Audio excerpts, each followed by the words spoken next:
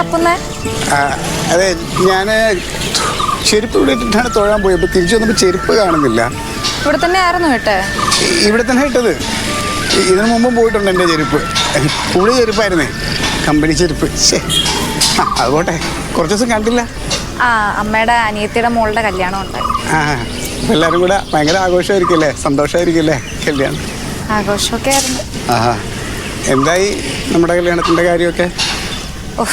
നമുക്ക് ചൊവ്വാദോഷമൊക്കെ അല്ലേ, എപ്പോൾ കല്യാണം, ആര് കല്യാണം? എനിക്കും അത് തന്നെ, പാപജാതകം. നമ്മുടെ കുടുംബ ജ്യോത്സ്യർ പറഞ്ഞ് അങ്ങനെ ഒരു മാസമായിട്ട് കുറേ വഴിപാടുകളും പരിപാടിയൊക്കെ നടത്തിക്കൊണ്ടിരിക്കും. ഇന്നത് കഴിഞ്ഞു ഒരു മാസം. ഇത് ചിലപ്പോൾ ശരിയായാലായി. എനിക്കുണ്ട് കുറേ വഴിപാടുകളും. അതെല്ലേ? എൻ്റെ ജ്യോത്സ്യനും പറഞ്ഞായിരുന്നു എനിക്ക് ഇനിയും ഒരാഴ്ച കൂടെ അമ്പലത്തിലൊക്കെ വരണം. അതെല്ലേ? എന്തായാലും നല്ലോണം പ്രാർത്ഥിച്ചോളൂ. ഞാൻ നമുക്ക് രണ്ടുപേർക്കും വേണ്ടി പ്രാർത്ഥിക്കാറുണ്ട്. അല്ല, നമ്മൾ രണ്ടും തുല്യ ദുഃഖിതരാണല്ലോ. നിശാഗന്ധിയുടെ കല്യാണം നടക്കാനും എൻ്റെ കല്യാണം നടക്കണമെന്ന് ഞാൻ പ്രാർത്ഥിക്കാറുണ്ട്. നടക്കട്ടെ. ഇനി ഇത് കഴിഞ്ഞിട്ട് പിന്നെ വീട്ടിലോട്ടാണോ? തൊഴുതിട്ട് നേരെ വീട്ടിലേക്കാ, ഓഫീസിൽ പോകണം. എല്ലാം പെട്ടെന്ന് നടക്കട്ടെ. ഞാനും പ്രാർത്ഥിക്കാം. ശരാട്ടെ.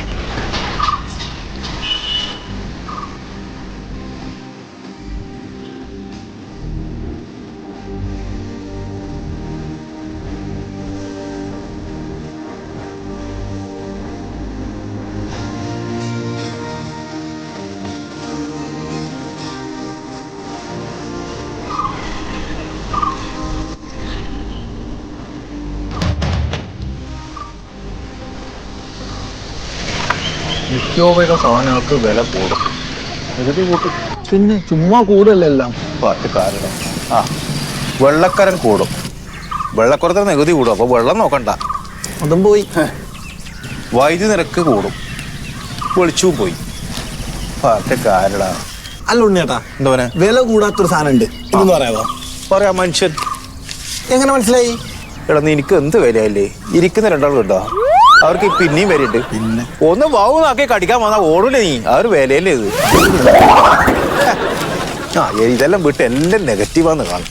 പോസിറ്റീവായിട്ട് നമ്മളെ ജ്യോതിഷരത്നം കൃഷ്ണേട്ടനല്ലേ, പറമ്പിലെ കൃഷ്ണേട്ടൻ, എന്റെ നക്ഷത്രം നോക്കട്ടെ. എന്തെങ്കിലും മാറ്റം ഉണ്ടെങ്കിൽ ഇന്ന് ഇപ്രാവശ്യം എന്തെങ്കിലും രക്ഷപ്പെടണം. ഉണ്ണിയുടെ നാളേതാ? എന്റെ തിരുവോണോ നല്ല നാളാന്ന്, പറിച്ചു കാര്യമില്ല. എനക്ക് രക്ഷ കിട്ടുന്നില്ല. നാളിനൊന്നും ഒരു കുറവില്ല. നാളെ നന്നായ പോരാ, നമ്മൾ നന്നാവണം അല്ലേ? പണിക്കും പോണ ഉണ്ണിയേട്ടാ. നോക്കട്ടെ തിരുവോണത്തിന്റെ. എടാ, തിരുവോണം ഒഴിവാക്കിയ എടുത്തു. ഉത്രാടം കഴിഞ്ഞിട്ട് നോക്ക്. ഉത്രാടം കഴിഞ്ഞ് തിരുവോണം ഉണ്ടല്ലോ. അധ്വാനിച്ചാലും ഫലം കുറയും. അധ്വാനിക്കുന്നില്ലല്ലോ. അല്ല, ഈ മാസം അടി പോകുന്നില്ല. പാലൂല്ലേ, പിന്നെ നമ്മൾ അധ്വാനിച്ചിട്ട് കാര്യമില്ലോ. ദുഷ്പേര് കേൾക്കാൻ സാധ്യത. സാധ്യത എന്താ? ഇപ്പൊ തന്നെ ഇഷ്ടം പോലെ ഉണ്ടല്ലോ. അല്ല, നമ്മ പുറത്തിറങ്ങാണ്ടെന്നാ പോരെ? പുറത്തേ നമ്മളെ പറയില്ലോ. പുറത്തിറങ്ങിയാലേ നമ്മൾ എന്തെങ്കിലും ചെയ്താലും ദുഷ്പേര് വരുന്നത്. നിങ്ങളെ ചീത്തപ്പേര് വീട്ടിൽ തെരഞ്ഞൊരു ഉണ്ണിയേട്ടാ. മോളെ, ഉണ്ണിയേട്ടന് ദുഷ്പേരാ. എനിക്ക് എന്തെങ്കിലും ഒരു പേരിട്ട നായി മാത്രം. ഉണ്ണിയേട്ടനോ എന്തെല്ലാം കുറ്റപ്പേരാ വിളിക്കുന്നത്? എടാ, നെഗറ്റീവടാ. ലൈഫിൽ നെഗറ്റീവാണ്. നിങ്ങളെ പോലെ തന്നെ പണിയില്ല, വെറുതെ ഇരിക്കുക. പോസിറ്റീവ് ഇല്ലെങ്കിൽ പോയാ പണിയില്ലെങ്കിൽ അവർ അധ്വാനിക്കുന്നുണ്ടെന്ന് തോന്നുന്നു. ആര്? ഇവര് ഇങ്ങനെ കറങ്ങി എവിടെങ്കിലൊക്കെ പോയിട്ടല്ല ആഹാരം കിട്ടുള്ളൂ. ഇല്ല, ഞാൻ ചോദിക്കും, നീ പണിക്കൊന്നും പോയില്ലോ? നീ എന്നെ കുറെ സ്വീപ്പാക്കിയല്ലോ. നീ എന്ത് പണിയെടുക്കുന്നില്ലേ? ഞാൻ ചെറിയ പ്രായമല്ലേ ഉണ്ണിയേട്ടാ, നീ പണിയെടുക്കാൻ സമയമാവുന്നേ ഉള്ളൂ.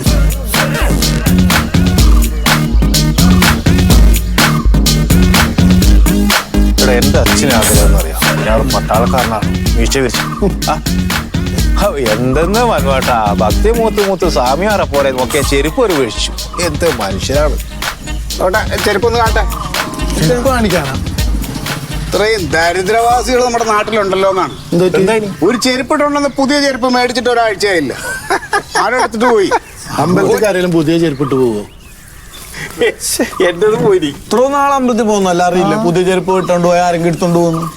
ഒരു കാര്യം ഇവരെ മണപ്പിക്കാൻ വിടാ. നായി അങ്ങനെ അതിനായോ? എന്തായി കാര്യങ്ങള്? കുറെ വഴിപാടുകളുണ്ടായിരുന്നു, അതെല്ലാം കഴിച്ചു. അല്ല, ഇതിനിടയ്ക്ക് ഒരു പെണ്ണിനെ കണ്ടല്ലോ പോയിട്ട്. അത് ഈ ചേരില്ലടോ, ജാതകം. അത്രയ്ക്ക് പ്രശ്ന?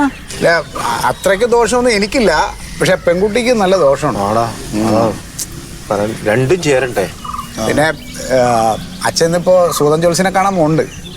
പോയിട്ട് വരുമ്പോ മിക്കവാറും അറിയാം ഉണ്ടാവും എന്നുള്ളത്.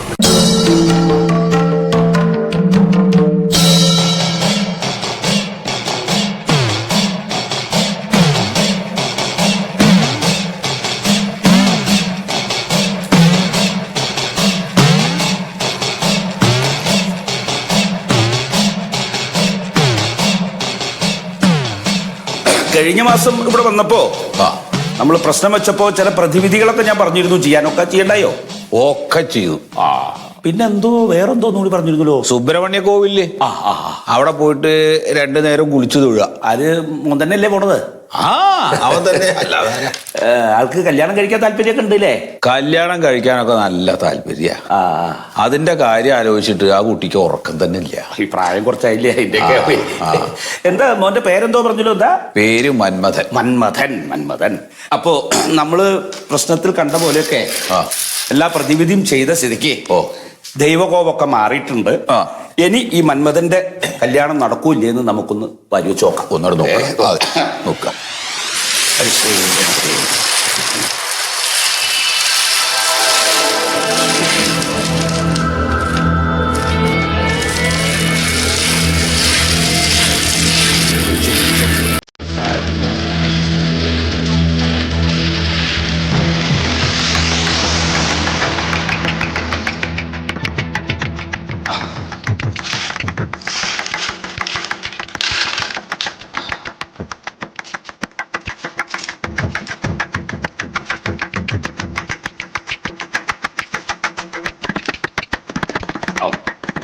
ഞാൻ പറഞ്ഞില്ലേ, ഇപ്പൊ നമ്മൾ ഈ നേരത്തെ കണ്ട പ്രശ്നവിധി പ്രകാരം നമ്മൾ ചെയ്ത പൂജാതി കർമ്മങ്ങളും പരിപാടികളൊക്കെ ദൈവങ്ങൾ കൈക്കൊണ്ടിരിക്കണം. സമാധാനം. ദൈവങ്ങളൊക്കെ സംതൃപ്തരാണ് ഇപ്പോ. പക്ഷെ ഇവിടെ ദോഷം കാണുന്നത് പിതൃദോഷാണ് കാണുന്നത്. പിതൃദോഷോ? അങ്ങനെ വരാൻ വഴിയില്ലല്ലോ. പരേതാത്മാക്കളൊക്കെ ഗതി കിട്ടാണ്ട് അങ്ങനെ തറവാട്ടിൽ അലഞ്ഞു നടക്കണമെന്നാണ് പ്രശ്നവിധി. എന്താ അങ്ങനെ വരാൻ? കുടുംബത്ത് വല്ല ദുർമരണവും നടന്നിട്ടുണ്ടോ? ദുർമരണം എന്ന് പറഞ്ഞു കഴിഞ്ഞാൽ വല്ല കുളത്തില് ആത്മഹത്യയെ എന്തെങ്കിലും അപകട മരണം? അങ്ങനെ ഒരു മരണം അച്ഛൻ പറയുന്നത് കേട്ടിട്ടുണ്ട്. അതായത് കുടുംബത്തിലെ ഏതോ ഒരു വല്യച്ഛൻ അദ്ദേഹം പാടത്തെ കുളത്തിൽ വീണിട്ട് മരണപ്പെട്ടിട്ടുണ്ട്. അതാണ് വെള്ളമായിട്ട് ബന്ധപ്പെട്ട ഒരു ദുർമരണം നടന്നിട്ടുണ്ട്. നമുക്ക് ഇത് തെറ്റില്ല, ജ്യോതിഷം ഒരിക്കലും തെറ്റില്ല. അതുണ്ടായിരുന്നു. അപ്പൊ ആ ആത്മാവിനെ തൃപ്തിപ്പെടുത്തണം. ആ ആത്മാവല്ല മെയിനായിട്ടേ, വേറൊരു ആത്മാവ് അപകടകാരിയായിട്ടിരിക്കുന്നുണ്ട്. അതിപ്പോ ആരാത്? അവസാനം തറവാട്ടിൽ മരിച്ചതാരാ? അവസാനം ഇപ്പൊ മരിച്ചത് അച്ഛൻ തന്നെയാണ്. അച്ഛൻ മരിച്ചു കഴിഞ്ഞാൽ അച്ഛന്റെ ആത്മാവിന് ജീവിച്ചിരിക്കുന്ന മകനും പേരക്കുട്ടികളൊക്കെ പൂവും വെള്ളവും കൊടുത്ത് തൃപ്തിപ്പെടുത്തണ്ടേ? അച്ഛനപ്പോ കുഴപ്പമില്ല. അച്ഛനാണ് ഏറ്റവും അപകടമായിട്ട് ഇവിടെ കാണുന്നത്. കണ്ടോ, ഇതെന്താ പ്രശ്നം എന്ന് വെച്ച് കഴിഞ്ഞാൽ കുടുംബത്തിലെ വയസ്സായവരെയാണ് ഇത് ബാധിക്കുക. അവർക്ക് ജീവഹാനി വരെ സംഭവിക്കാം, അപകടങ്ങൾ സംഭവിക്കാം. ഈ പരേതാത്മാക്കളെയൊക്കെ നമ്മൾ ബന്ധിച്ച് ഒരു സ്ഥലത്ത് കൊണ്ടേയിരുത്തി വർഷാവർഷം പൂവും വെള്ളവും ഭക്ഷണമൊക്കെ കൊടുത്തിട്ട് ആത്മാക്കളെ തൃപ്തിപ്പെടുത്തിയാൽ കുടുംബത്തിലെ ദോഷങ്ങളൊക്കെ തീരും. അങ്ങനെ തീർന്നാലേ നിങ്ങളുടെ മകൻ മന്മഥന്റെ കല്യാണം നടക്കും. എല്ലാ കൊല്ലവും കുടുംബത്ത് ഇതേപോലെ ഈ മരിച്ചുപോയ ആൾക്കാർക്കൊക്കെ വേണ്ടിയിട്ട് ഒരു പൂജ നടത്തും. അപ്പൊ അതിനൊക്കെ വേണ്ട സംഗതിക്കൊക്കെ ഞങ്ങളൊക്കെ കൂടെ ഉണ്ടാവും. ഇപ്പോ കുട്ടികളൊക്കെ വലുതായി ഒരു ഇതായി വന്നപ്പോ അതൊക്കെ അങ്ങോട്ട് നിന്നു. എനിക്കും വയ്യാണ്ടേ. ഇനി ഒട്ടും അമാന്തിക്കണ്ട. എത്രയും പെട്ടെന്ന് നമുക്ക് പ്രതിവിധി ചെയ്യാം. അപ്പൊ ഈ ആത്മാക്കളെയൊക്കെ ആവാഹിച്ചിരുത്തണമെങ്കിൽ 1-2 ദിവസത്തെ പൂജാക്രിയകളൊക്കെ നടത്തണം. അതിന്റെ കൂടെ അന്നദാനം നടത്തുക. ഈ അന്നദാനം എന്ന് പറയുന്നത് ആത്മാക്കൾക്ക് അല്ല, കുടുംബക്കാരേനെയും നാട്ടുകാരേനെയൊക്കെ വിളിച്ച് അവർക്ക് നല്ല ഭക്ഷണം കൊടുക്കുക. നാട്ടുകാർക്ക് തിന്നാൻ കൊടുക്കുക. അതെ. അപ്പൊ അങ്ങനെ 2 ദിവസത്തെ പൂജാക്രികൾ വേണ്ടിവരും. ചെയ്യല്ലേ? നന്നാവപ്പോ അതൊക്കെ ചെയ്യണമെങ്കിൽ അതൊക്കെ അങ്ങോട്ട് ചെയ്യുക. അത്രേ ഉള്ളൂ. പരിചയമുള്ള ഒരു 1-2 ആളെ ഞാൻ അങ്ങോട്ട് പറഞ്ഞുകൂടാ. അത് മതി. അപ്പൊ അവര് ചെയ്യുമ്പോ അവര് പറഞ്ഞ പോലെയൊക്കെ നിന്ന് കൊടുത്താൽ മതി. അത് ചെയ്താലാണ് കാര്യങ്ങളൊക്കെ നന്നാവുകയെന്നുണ്ടെങ്കിൽ അങ്ങനെ അങ്ങോട്ട് നോക്കുക. ദക്ഷിണ വെച്ചോളാം. ഗൂഗിൾ പേ ആണെങ്കിൽ ഏറ്റവും നല്ലത്. അല്ലേ? പൈസ ആയിക്കോട്ടെ.